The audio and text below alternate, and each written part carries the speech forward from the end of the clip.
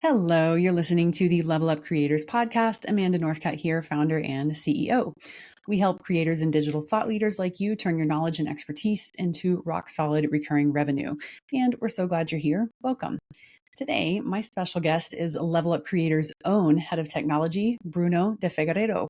Bruno is a master of the technology and tools required to run a creator's digital business, and we're going to unpack the ins and outs of one of the most daunting yet important parts of your business, your tech stack.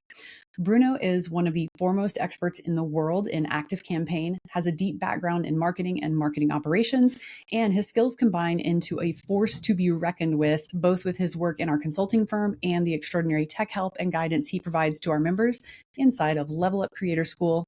And he's joining me today from lovely Northern Italy. Bruno, welcome to the show. Yeah, thank you. I'm happy to be here.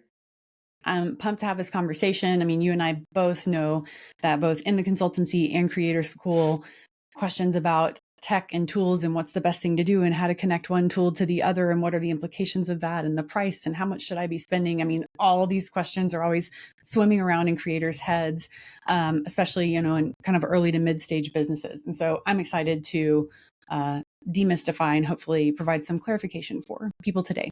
But before we get into all the tech stuff, could you share just a little bit more about your professional background? Yeah, sure. I always loved advertising in general and graphic designer. So I started as actually a graphic designer and then moving, during the years, and then I became more a copywriter and then account management. And then I discovered websites and I started let's say my tech evolution.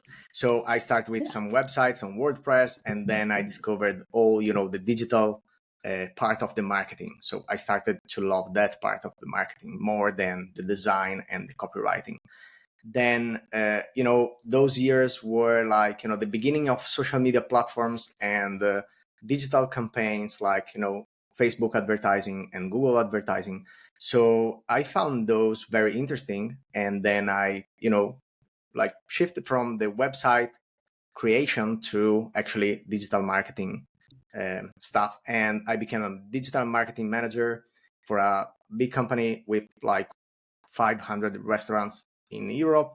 And there, I explored a lot of different channels and strategies of digital marketing. And I discovered the marketing automation. And then I found my thing. So I found really marketing automation is super powerful. And it was a few years ago, and it was not so explored. I mean, still now it's not so used sometimes. And then I started working with marketing automation for a startup. And then I just became a freelancer. And now I'm with Level Up Creators and super happy with this. And, so I started from websites, simple websites. And then I discovered all the digital platforms in general and automation, marketing automation. So, I just became very interested in almost everything related to tech in general. So yeah, I mean, this is in a couple of minutes what happened in the last 15 years. That's so interesting. And I didn't know, or I just learned that you did copywriting. So Bruno speaks 5 languages? Is that right? No, it's 4. I mean, I studied Latin, but I cannot speak in Latin. Okay. So in what language were you writing copy for? No, I mean, it was in Italian because I was born in Brazil. So I'm from Brazil, but I was living here in Italy. And so I worked for an agency in Italy. So yeah, it was in Italian. Nice. Okay, cool. Well, that's more of a linear progression almost, or path of your career than the people that are normally guests on this show, who is especially entrepreneurs, I feel like, and creators who are thought leaders and starting businesses. It's a very meandering path. I mean, you took a hard pivot after graphic design, it seems like, although, that is exceptionally helpful to our organization, but just to have that graphic design mindset in marketing and marketing operations, because you kind of have a different lens through which to see the success or lack thereof of the campaigns and the work that you're doing. So, that's a pretty stellar, arsenal of skills that you've put together. But then, yeah, we were introduced in 2023, actually by Natalie, our head of revenue here at Level Up, and the rest is history, so to speak. So, yeah.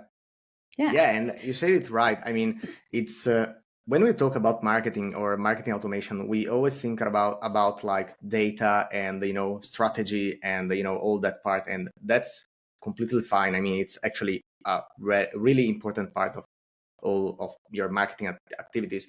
But having like some creativity and some ideas, even if you are not like that person that actually is making like graphics, etc. But like how to recognize or how to like give instructions to your graphic designer or people you are working with. I think it's super powerful because you know how to express what you need, and you can like understand how things are working. So you have data, but you can also understand why it's working. And sometimes it's actually all about content. So it can be copywriting, can be the design, can be, so I think it's very important. So I like those soft skills that actually I think, I mean, for me at least, it helps me a lot. So yeah. Oh, for sure. Yes. I mean, you communicate so incredibly well, and that's part of the magic that makes you so helpful to our clients in the consulting firm and again in Level Up Creator School, because you are such a linear progression thinker and can communicate on so many different levels. But anyway, okay. You're qualified for the conversation is basically what I'm trying to say here. Thank you. I hope so. I'm sure. No question there. All right, well, let's get into it. So what are the overarching most important things to consider when a creator is selecting the tech and tools they're going to use to run their business? How should they be thinking about tech? Okay. I think not just for a creator, but every business in general, when we are talking about like a tech stack, so we are talking about more platforms, I think you should consider three main aspects. So the first one is the customer journey of your users and customers. So, I mean, you need to understand clearly, from the beginning at the end, all, everything that can happen there. So, all the actions, all the products you have, all the sources you have, and all the, I'd say like the products you are selling, etc. Because you need to have like a very good overview of this map. I like to call it a map actually. So you have like all your activities, and you should like have it like on a mirror file or whatever you can use, even on your home, like on a piece of paper. Anyway, your whiteboard. Yeah, you just need to have it like clearly, because you need that to understand what platforms you need actually to use, and how you can connect all the platforms. So this is the first point. The second is about scalability. So when I talk about the customer journey and this map, you should think about this not like as it is right now, but also how it's evolving, or what is your goal. So let's say if you are a creator and you are just selling your courses right now, but you are sure you want to launch a community maybe next year or next 2 years, maybe you should consider that. So you cannot like select your tech stack right now and then say, okay, I will see that like next year. I mean, you can do that, but it's like thinking about, I know this is my decision for now, but I know maybe I will need to change. So this is very important. And so scalability is super important. You cannot think about your tech stack just for like a couple of months. I mean, a couple of months is just the time you spend to configure everything. So you need to think about like years, at least 1 year, I would say. And the third aspect is about simplicity. So keep it simple, because sometimes I see like creators and business in general, they start to use different platforms and they are connected somehow, but they're like used in different ways and not so organized.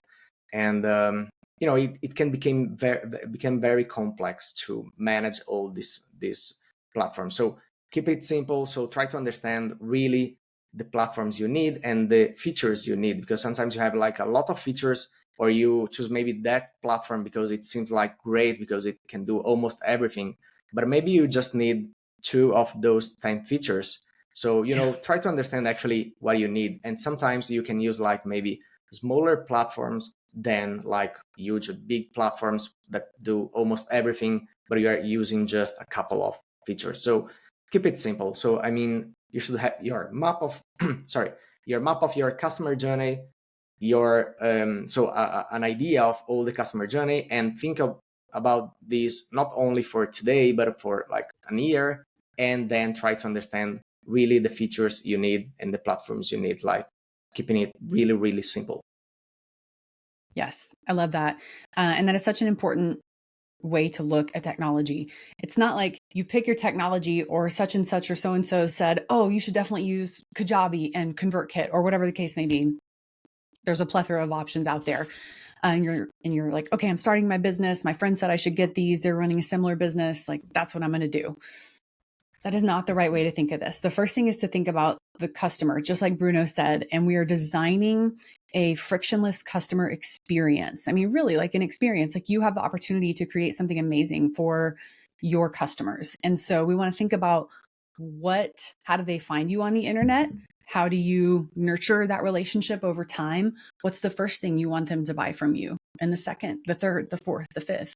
And then I like to think, I mean, really in our consulting firm, we're thinking 36 months ahead in terms of like technology decisions. So we're doing a lot of really, really in-depth planning. We're asking a lot of questions, challenging assumptions, and all those important things when you're doing long-term business planning, because to Bruno's point, it takes a couple of months to get everything connected and up and running and tested and working right.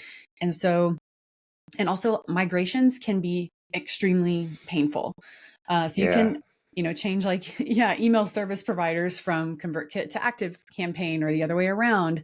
And depending on how like built out your system is, how many automations you have running and things like that, that's painful. You can generally do it though without your email subscribers knowing what's going on behind the scenes. But if you sold a course that there's a login associated with it and you've promised lifetime access to that course, and then that was on Kajabi because that's what you started your business with, but then you want to do a community, do challenges, live events like Bruno's talking about, and you want to move to Mighty Networks, all your customers have to move with you unless you want to keep that like legacy now piece of technology on Kajabi and continue to pay the $250 a month or whatever it is to keep your course there. And then now you got customers on multiple platforms. I mean, it can just be a tremendous, tremendous headache. And then I won't even get into the implications of migrating a community, because those are far reaching and can be so painful. Yeah, I mean, 100% agree. If you want a happy life, you want to avoid a migration of your users. Really, it's like, because also every platform like works in a different way. So sometimes really, I mean, the migration is not just like, download your contacts and then upload there your contacts, because platforms like work with tags and lists in different ways. So it's not only complicated, it's also risky, because you have your users, maybe they are like unsubscribed, and then you upload the users to the new platform and you subscribe them again, but they was unsubscribed, and it's bad.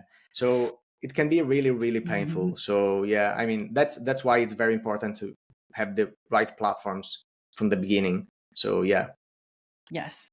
Okay, so let's drill into this a little bit further. We're already covering some of the information on like common pitfalls that creators should attempt to avoid when choosing a tech stack, but let's kind of round out this list. So what else you got?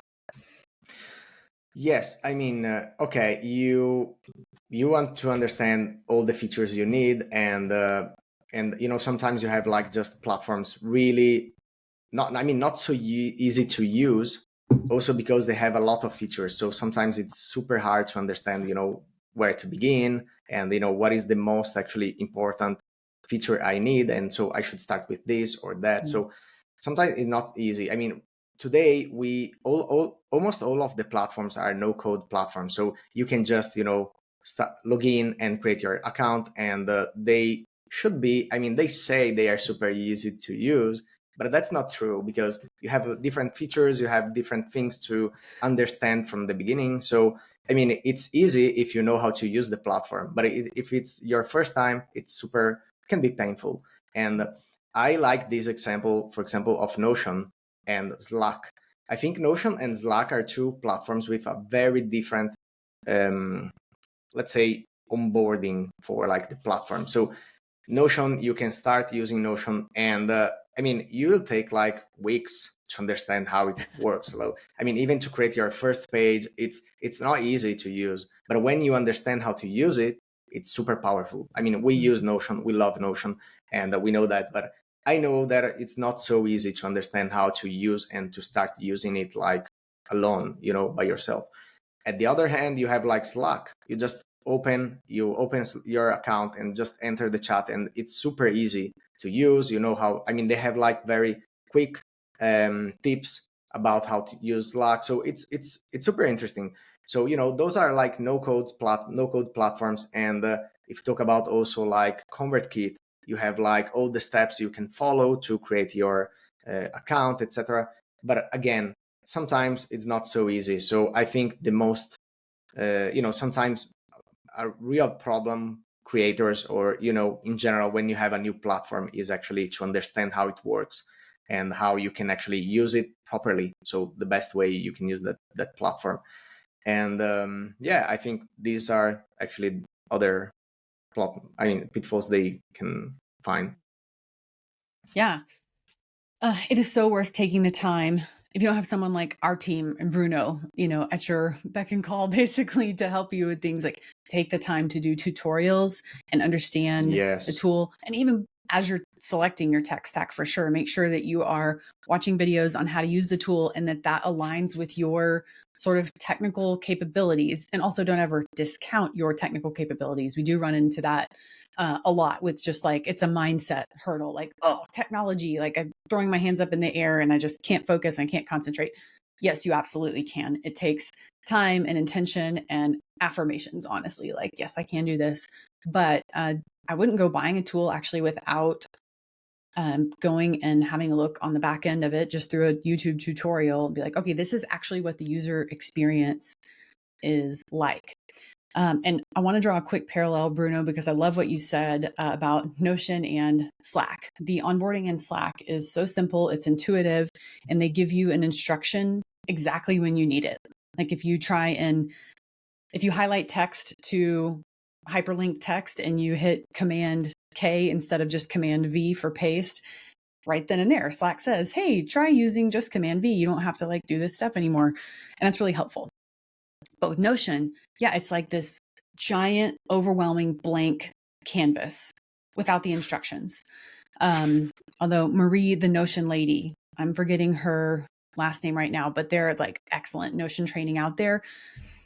But it can be so frustrating. I mean, we were using Notion very, very wrong until you came along, Bruno, and fixed everything. And now it's great. And we're big time like Notion fans, Notion, product evangelists. But think about these software as a service products next to whatever products and service you are building and selling, creators listening, and think about the onboarding experience from your customer's point of view. Is this more like Slack or, Apple? I mean, Apple has the most amazing intuitive onboarding. Yeah. They're everything that they have is so intuitive to use. Or is it more like Notion, where people are going to come into your course or, your community, even worse, and throw their hands up and have no idea what they're supposed to do first or how to get the value that you promise them in their marketing. So there's some kind of like interesting parallels here. But you should always be thinking about the customer experience, just like these software companies that you're paying monthly subscriptions to are, by and large, and definitely should be thinking about your experience with them. So yes, Yeah. right sizing Yeah. your tech stack and reducing complexity wherever you can is huge. Okay. What does a creator tech stack actually look like? Like what kind of tools are actually needed in a typical stack? Well, this is a very long list. I mean, there is a lot, because I mean, of course, it depends on your business. So if you have like courses or newsletter, or maybe you have a paid newsletter, or you have a membership or not. So it depends on. But I mean, assuming like a creator with all of these possible products and mediums, etc., I would say you need for sure a newsletter platform, or in general an email marketing platform. So it depends. If you have like just a newsletter, maybe you can use ConvertKit or something similar, or Substack. But if you have maybe some products or a community, you need not only like a newsletter platform, but you need an email marketing automation platform. So in that case, you need to create like complex automations, maybe, I mean, or maybe not complex, but, different types of automation. So onboarding, upsell, abandoned cart, etc. And in that case, it's better to use something like ActiveCampaign. So you have like more possibilities to create those funnels, and you can also create your landing page there. So it's just easier. Then if you have like courses or tripwire, maybe if you have like a guide you sell online, something like that. So you can do some of those things using ConvertKit if it's just like a free guide, like a PDF. Otherwise, if you have like courses, you should use a learning management system like Podia or Kajabi. So you can actually host your course and you can sell your course with those platforms. And of course, in this case, things can, become a little bit more complex. So we're talking about like an email marketing platform, and then we have a course LMS platform for your courses. So we have like, let's say Podia, and then you have also your email marketing automation. So you need to connect those maybe using Zapier or make.com. Those are connectors you can use to connect via API. So more platforms, so they can talk each other and you can sync your users. And so, I mean, it can become really complex. So when I said like, keep it simple, it means like try to understand if you really need all those platforms. Because for example, if you have an email marketing automation and your newsletter from ConvertKit, maybe you can use only ActiveCampaign for both of them. And if you're using maybe Squarespace for landing page and you are using ActiveCampaign or Kajabi or other platforms, you can build your landing page there. So maybe you can, stop using Squarespace in that case, or WordPress or whatever, and you can build your landing page on a different platform. So if you try to keep it simple, it's just better to mix and sync all your information and data. Then another important aspect, of course, is the membership. So if you have a membership, of course, you have another product, and in this case, you need to use another platform. If we think about Might Networks, you can use Might Networks for your community, but at this point, you can use also Might Networks to sell your courses. So you don't need to use Podia or Kajabi.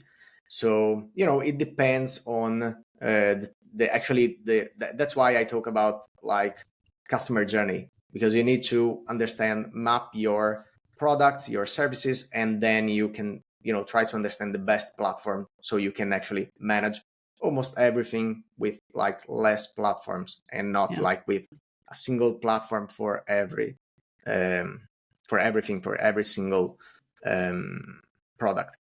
And then, I mean, this is like the main. So you have like courses, newsletter, and maybe a community, and those are like your products and services. But then you maybe can use an affiliate program to boost your course sales and your membership, or you can use checkout optimization platforms to optimize your checkout pages, and you can use Samcart or Thrivecart for that. So you can use like more and more platforms, but they are, I'd say, not nice to have, but not at the beginning at least. So you can start from those, and then you can add more and more platforms.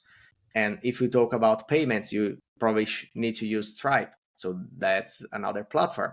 And you need to use Stripe. You cannot like accept payments without that. And or PayPal or other platforms like that. And then if you need some analytics, you probably will be using Google Analytics 4, that you can integrate easily with all of these platforms. So ActiveCampaign, Squarespace or Podia or whatever, so you can integrate easily Google Analytics. So, there are a lot of platforms. So it depends on the creator business, actually. How many actually you need from those. But these, I think, are like the most common cases of like product, services, and platforms you need. Yeah. And that's, let's see, I mean, covered email marketing, product hosting, actually selling the product, how the money gets to your bank account. You know, you also need like an online bank account, credit card. We use Mercury for our online checking account, and we use Chase credit cards. But then also thinking about just all the miscellaneous things that we pay for on a monthly basis. We're recording this podcast right now on riverside.fm, right? And we are going to strip the audio out of this video file and distribute it on all major podcast platforms using transistor.fm, another tool. We use canva.com, and there's a paid version and a free version for, you know, a lot of our design stuff for social media. You mentioned Stripe.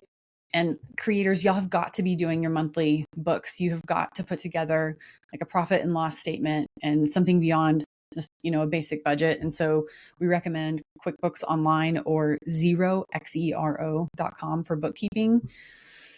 Another common thing I want to address really quickly, because I know you agree with me on this one, Bruno, but is password management. I mean, if you've got like 500,000 followers on Instagram, 125,000 on LinkedIn, and your password is your dog's name 123 exclamation point, like you're asking for trouble. So you need a auto-generated alphanumeric code that's like 26 characters, including special characters, and two-factor authentication for all your stuff online at this point. I mean, I feel like that's not quite table stakes, but like it should be.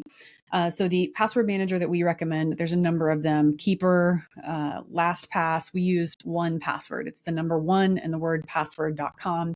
And that's really great for temporarily and safely sharing passwords with clients inside the consulting firm. And it's just like a really, really, really great tool. It's very inexpensive. So I think that's another one. And one quick way to just level up your branding is to have a branded email address, right? So our email addresses are first name at welevelupcreators.com, not, you know, Amanda Northcutt at gmail.com or whatever the case may be. And so it's just a lot more professional. So then you can pay a Google Workspace subscription to get like those branded email addresses. We also pay for Zoom. That's super important for delivering anything you're delivering live, right? Domain management. We use Loom, Slack, and Notion are our primary tools to communicate as like a global remote team. Calendly, we have a chat GPT subscription, talked about Slack. So yeah, I mean, there's the stuff that you've got to have to deliver your products and services. And then there's kind of just like this operations tech stack as well. But don't be surprised when your tech stack bills are $400, $500, $600, $700, $900 a month. And then some of those fees scale, which I think we're going to talk about in a minute. But yeah, it's important that you understand the expectation that automating with technology is very, very cost effective when you talk about what the technology can do versus hiring a human to do it. And that's also just part of the cost of doing business at this point. If you want to have an online business, you have to have a tech stack to run the business. Okay. Yeah. We cannot have this conversation without talking about AI. So what role do you see AI playing in a creator's tech stack over the next few years? Yeah, I mean, that's a big topic. So, I mean, it seems obvious. I mean, all of people are talking about this, and you know, everyone are saying actually that actually AI will not replace people at working, or let's say like copywriting and design, etc. I mean, it's more about people that can use AI that actually will replace people that cannot use AI. So this is very important because, you know, there is this very, you know, this fear about AI, like, you know, now it can create like almost everything, you can do everything with AI, etc. But that's not true. Actually, you can do a lot of things with AI, and but it's not easy. I mean, it's super difficult to create something really, really well done with AI. So actually, it's how you use it. So how good you can use it. So this is important, and it's kind of related with another topic. It's about all the high expectations people have about AI. It's I mean, you can, as I said before, you can do a lot with AI. So it's changing everything, almost everything. But you need to know how to use it properly. So really, it's not like just I just need to ask this and I have like, you know, all my things done. So like my copywriting done or my like strategy. So just create a strategy for this product is not like that. It's more like I can ask for some ideas. I can brainstorm with ChatGPT or whatever, and I can have some ideas and some inputs. And with my knowledge, I can create something really, really good. So it's a little bit different. And so I think it's this is how we are right now, and for the future I think we will be using AI even without knowing it, because AI will be just almost everywhere. So you know, like Apple is working on this on Google or etc. So you have like your mobile phone, and we'll have probably Siri finally that can understand you, and so you can talk with Siri like normally and not like today, or Alexa. And so I think it's more about that. So we will be using AI a lot, but actually not like just ChatGPT or Claude, etc. But it's more like on all of the platforms we are talking about. So ActiveCampaign have a lot of different features with AI. ConvertKit has a lot of features. If we talk about like Clarity, you can use for heat map analysis of your website. You can ask AI directly on Clarity for some analysis of your website. So the AI can like read your heat map and give you some instructions and some ideas. So, you know, and we are just at the beginning. So the idea about the future of AI, for me, it's more about like how we will be using AI with all those platforms, like, you know, incorporated on the platform, not really just like using AI as we think about it, like ChatGPT, just, you know, asking for an image or an analysis or a copy for my email. And so I think this is more like what's going to happen probably. I mean, it's happening actually. So the example of Clarity is just a really nice example actually. Yeah, that is really cool, especially since we're talking about landing page updates right now. And we use Microsoft Clarity, like Bruno said, for our heat mapping software. And that's where you can see the heat mapping tool basically anonymously logs behavior on your landing page that like prospective customers are coming on. This is the section they're focusing on. These are the buttons that are clicked most often. And so it really helps you understand the most important information on your website, on any landing page. So that's a very, very cool tool. And yeah, I think you're right. AI will just be part of all the software that we're using, and it should enhance everything. But I loved your point a few minutes ago about it's your ability to leverage AI to be able to use the tool that's really going to be, I mean, a major, major difference maker in more the like macroeconomic climate and the job market in particular. So that's going to be super interesting. And shameless plug for Creator School, Bruno and Natalie just dropped an incredible AI course in Creator School. So it will help you no matter kind of like what your familiarity level is with using tools like ChatGPT and Gemini. But the course is phenomenal. We've gotten great feedback on it so far, and all to the end of helping you, you know, further find efficiencies and time saving things that you can, just finding efficiencies in your business and how AI can be used right now in order to do that well. So everybody should jump in Creator School and take that course and everything else that's there. That's incredible. But that is the newest edition. So well done, sir. All right, let's talk about money, or come back to money rather. So yeah, how much does all this cost? I put kind of like a floor at, you know, $300 to kind of like get started, but let's talk about helping creators have correct expectations with regard to how their fees are going to scale as their business grows. How does that work? Yes, I mean, this is very important. And I have an exact example for that. And when we talk about like the customer journey and that you need to pick your platforms based on your actual, but also your future customer journey. So your future products, etc. So we're talking about like community. If you are thinking about like launching a community next year, you should consider that in your tech stack. I'm not saying you should buy like a community platform right now, but you just should like, know that it will be like a new piece there. Some like next year maybe. So, and this is important because almost all the platforms actually have different prices based on features you are using sometimes, but also on how many users, how many triggers, how many events you are using. So if we talk about like ActiveCampaign or ConvertKit, the price depends on the number of users you have and the features you want to use. So of course, if you just have like 100 email subscribers today, you should like, see how much it will increase that price with maybe 1,000 or maybe 10,000, because sometimes it can be like a lot. And and sometimes you have like similar platforms. The same platform, different platforms for the same purpose, but with very different price strategy, let's say. So Zapier and Make.com is a good example of that. So with Zapier, for example, you can start your free account and you have a lot of zaps, so a lot of events you can use, and you can create, I think, three like scenarios or something like that. So anyway, it's like it's perfect for the beginning. You just need a couple of zaps maybe, so it's like perfect. But then when you start to pay like for the first tier and the second and third, it became to like really expensive, but like really.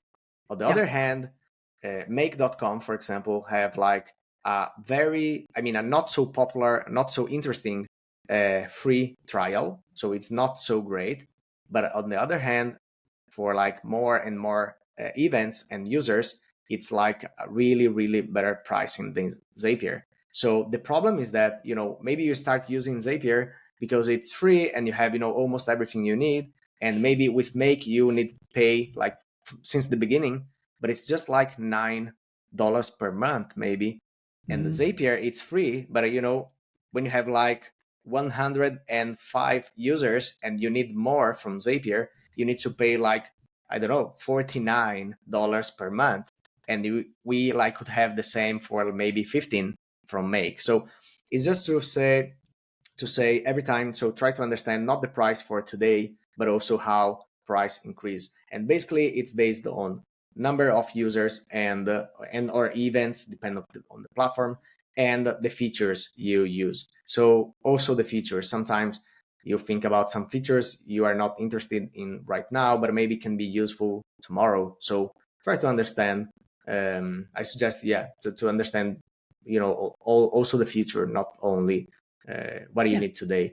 So but the price can depend like on. It's very difficult to understand. To like give a price like for all of tech stack. So really it depends a lot on this. Yeah. I remember before we switched to Make.com from Zapier, I think we're going to have to go back to Zapier because of like Make doesn't have the number of integrations. But anyway, we got up to where we were spending $300 or $400 a month on Zapier. And that was a little bit crazy in terms of like the value equation for me did not really work. So that was very frustrating. But your email service provider, certainly the cost is going to increase as you add more users. The only exception to that I can think of right now is Substack. If you are only running a free newsletter, it's free forever, no matter how many people are on your email list. But then they get you when you start your paid newsletter, and then they take 10% of your revenue, which is pretty extraordinary, if you ask me. And then Substack has extremely limited capabilities and features in terms of marketing automation and things like that. So like we're saying, there's pros and cons to everything. But if you're thinking, even 12, 24, 36 months ahead, and you're planning out that customer journey a little bit further, like stretch yourself to think further. Well, not like locking yourself in. You still want to build a tech stack and a business that helps you do what's called retain optionality. That's really, really important, is to not pigeonhole yourself. And certainly don't pick a tool, like I said at the very beginning, and then build your business based on what the tool will allow you to do. Because that's inherently self-limiting completely unnecessarily. But remember, your tech and tool stack is very, very important. It's going to save you a lot of time. It's worth the time to learn how to use each tool and even give it a little trial run in some form or fashion before you commit. And then as with tools, like if you have cash in the bank, that's great. You can typically save quite a lot if you pay on an annual basis rather than a monthly basis. So that's kind of one saver. But yeah, it costs money. It still takes money to make money in the world today in 2024. So pay your bills, take your medicine. That's just part of it, right? All right. I suggest in this case always to start with a monthly plan maybe, and just to be sure it's actually the right platform. And then maybe after a couple of months you are using and you say, okay, that's great. So you can upgrade to an annual plan so you can save something. And but yeah, from the beginning I suggest like the monthly plan so you can be like sure it's actually the right platform. Of course, if it's a platform without like a trial period, of course. Yeah, that's great. And I really am a big fan of working in iterations. And so is there a low risk test that I can run before I commit to something bigger? So yeah, that's a really great point. Okay. So, I mean, you and I both know that the technology can just be such an overwhelming hurdle that sometimes people will get paralyzed, frozen, and won't start their business because of the technological hurdles. So for anyone that finds themselves in that position who is listening to this episode, how can we help them move forward? What are some specific steps that they can take to get going? Yeah, I mean, okay, I'd say the same steps I said before. So, your customer journey and, try to understand all the features you need. But basically, in this case, I mean, if you really don't know, what platforms you need, etc. And I usually don't suggest this, but in this case could be the best option to find in those platforms that can do almost everything. Usually those type of platforms are not so great on everything. So you probably will need to upgrade after maybe a year or something like that. So that's why I usually don't suggest those type of platforms. But on the other hand, if you just don't know how to begin, and I mean, you need to start and you are not sure about the features, and maybe you just need a newsletter and you need to sell a course and maybe a guide, so a product, something like that. But you need also some marketing automation. So, you can need those first features. I suggest a platform that can do almost everything there. So in this case, Kajabi is an example. So with Kajabi, you can send your newsletters, create some email automation. You can create your course, your guide, or whatever. So you can do a lot of things. You can manage your community. So you can do really a lot of things there. And so in this case, I would suggest to use some of those platforms so you can test them and you can understand. But just know you'll need to migrate something. I mean, maybe after a year, maybe after 3 years, I don't know. It depends how your business grow. So yeah, so in this case, I just suggest try to pick those platforms most famous and known for for creators maybe that cover almost everything. So in this case, they probably don't cover everything greatly, but they do their job. So that's probably the best solution instead of this for a newsletter and another platform for this and another for that. So I need to connect them with Zapier. So, just pick one platform for everything and then we'll see maybe a year later or something like that. So yes, just get started. That's the goal. Yes. All right, let's wrap this up. If our listeners only remember one thing from this episode, what should it be? Okay, I would say keep it simple. So again, try to understand really the only features you need, the only platforms you need, etc. But I'd like also to add a bonus because we talked about how you can select your tech stack, but we didn't talk about how you should use your tech stack, because it's another very, very important aspect. Because you can have the best platforms for your business and they are connected and they are working and it's perfect, but you are using different tags with different names and you have your fields on active campaign that are like different from, I don't know, Podia or whatever. So I mean, try to like really use those platforms like in a simple way. So again, keep it simple. So try to understand how you want to create your tags. So with this specific like sequence. So every time, let's say you have like lead magnets and you are using tags to tag those people. So try to create something like, I don't know, LM and then the name of the lead magnet, and use that for every lead magnet.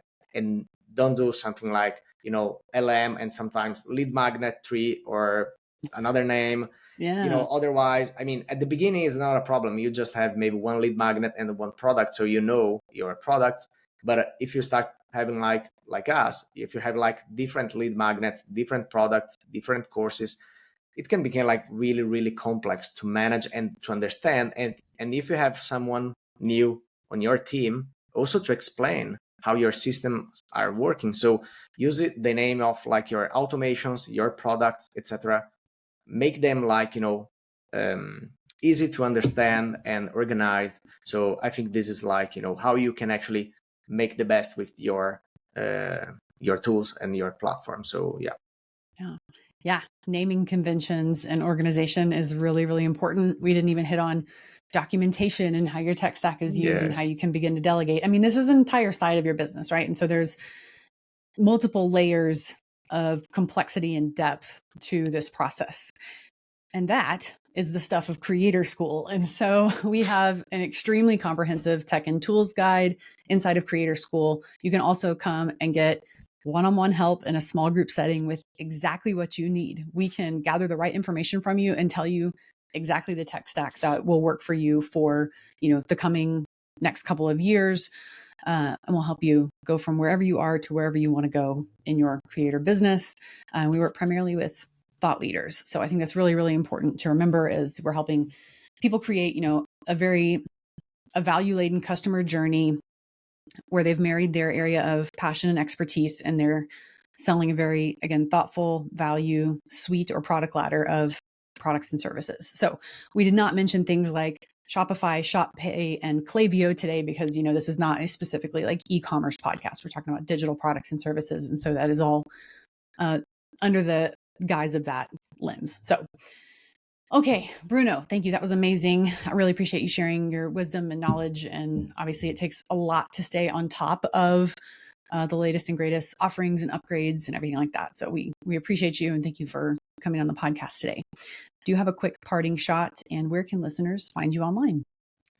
That's okay. I will just keep it to maintain the same topic. So again, keep it simple. I love that. Simple. I mean, it's just because every time we talk about like tech and automation and AI also, you know, it seems like very complicated every time. And it is actually most of the times. And but again, the only way you can actually, you know, have the best platforms for your tech stack, etc., is just trying to keep it simple. So you're from your customer journey, from your to your platforms and the features that you are using. And so I just say keep it simple. Yeah. Love it. And of course, you can find me on LinkedIn or on Level Up Creator School. Yeah, absolutely. Thank you again. And thank you, listeners. We know that time is precious. Thank you for sharing yours with us. We help creators like you at levelupcreatorschool.com, where our team becomes your full stack team of advisors and also includes no fluff creator courses, a vibrant creator community, and that one-on-one guidance and a small group setting, all on a subscription basis. See the show notes for more information and a suite of high value free resources. We'll see you next time on the Level Up Creators podcast.